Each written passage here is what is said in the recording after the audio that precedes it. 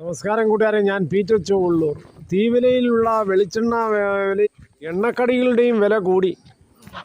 പഴംപൊരിയായാലും വടയായാലും ഉഴുന്നുവടയായാലും മറ്റ് ചിപ്സും എല്ലാം ഉണ്ടാക്കുന്നതിന് വെളിച്ചെണ്ണ മാത്രം ഉപയോഗിക്കുന്നവർ ഇപ്പോൾ വളരെ പാടുപെടും. അവർക്കിപ്പോൾ തീ പൊള്ളുന്ന വിലകളെ കൊടുത്താണ് വെളിച്ചെണ്ണ വാങ്ങേണ്ടി വരുന്നത്. വൈകുന്നേരമാകുമ്പോൾ ചായക്കൊപ്പം ഒരു കടി എന്ന സ്വപ്നം ഇനി സ്വപ്നത്തിൽ മാത്രമാകുമോ എന്നാണ് സംശയം.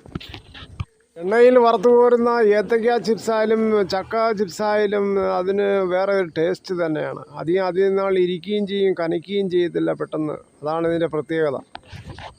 ഇപ്പോൾ 1/2 ലിറ്റർ വെളിച്ചെണ്ണ കിട്ടണം 220. അതേസമയം 1/2 ലിറ്റർ സൺഫ്ലവർ കിട്ടണമെങ്കിൽ വെറും 90. അതായത് ഇപ്പോൾ 1 ലിറ്റർ പാം ഓയിലിന് 110 രൂപയും. ഇവിടെ കൺമുമ്പിൽ വെച്ച് ആട്ടുന്ന ഈ വെളിച്ചെണ്ണയുടെ കാര്യമാണ് 1/2 ലിറ്ററിന് ഇപ്പോൾ 220.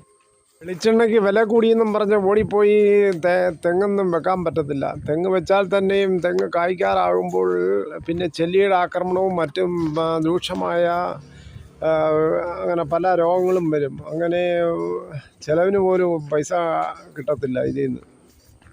വിപണിയിൽ ധാരാളം 3 വർഷം കായ്ക്കുന്ന തെങ്ങുകൾ വെച്ചണക്കുകയും അതും ഫലപ്രാപ്തിയിലെത്തുന്നില്ല. യഥാർത്ഥത്തിൽ 3 വർഷം അത് കായ്ക്കുന്നില്ല. നമ്മുടെ നാട്ടിൽ മറ്റ് കൃഷികൾ ചെയ്യാൻ പോലും ആൾക്കാരെ ഇപ്പോൾ കിട്ടാതെ വരികയാണ്. എല്ലാം വയലുകളും 25% വയലുകളും ഫ്രീ ആയിട്ട് കിടക്കുകയാണ്. അങ്ങനെ കൃഷി ചെയ്യാൻ പോലും ആളുമില്ല. തെങ്ങും തൈ നടുന്നത് 2 അടി വീതിയിലും 3 അടി താഴ്ചയിലും കുഴിയെടുത്ത് വേണം നടുവാൻ. അങ്ങനെ ഒരു കുഴി എടുക്കണമെങ്കിൽ ഒരു അരത്തച്ചെങ്കിലും കൊടുക്കണം. അവർക്ക് തന്നെ 500 കൊടുക്കണം. ഇങ്ങനെ കുഴിയിൽ മണ്ണിനെ ട്രീറ്റ് ചെയ്തതിന് ശേഷം വേണം തെങ്ങ് നടുവാൻ. മണ്ണിനെ ട്രീറ്റ് എന്ന് പറഞ്ഞാൽ കുമ്മായം വാരിയിട്ടതിന് 15 ദിവസം ശേഷം മാത്രമേ ഈ തെങ്ങും തൈകൾ നടാവൂ. ഇപ്പോൾ നാട്ടിൻ പ്രദേശങ്ങളിൽ ഇപ്പോൾ തേങ്ങയുടെ വില കൂടിയത് കാരണം ഇപ്പോൾ മിക്ക ആൾക്കാരും കുറേശ്ശെ തെങ്ങ് വെച്ച് തുടങ്ങുകയാണ്.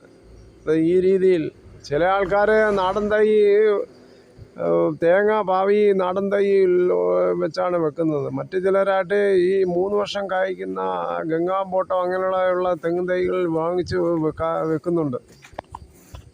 കൂടി ഈ വീഡിയോയുടെ പൂർണ്ണമാകുന്നു. എണ്ണക്കടികളുടെ വിവരങ്ങൾ കേട്ടത് വളരെ നന്ദി.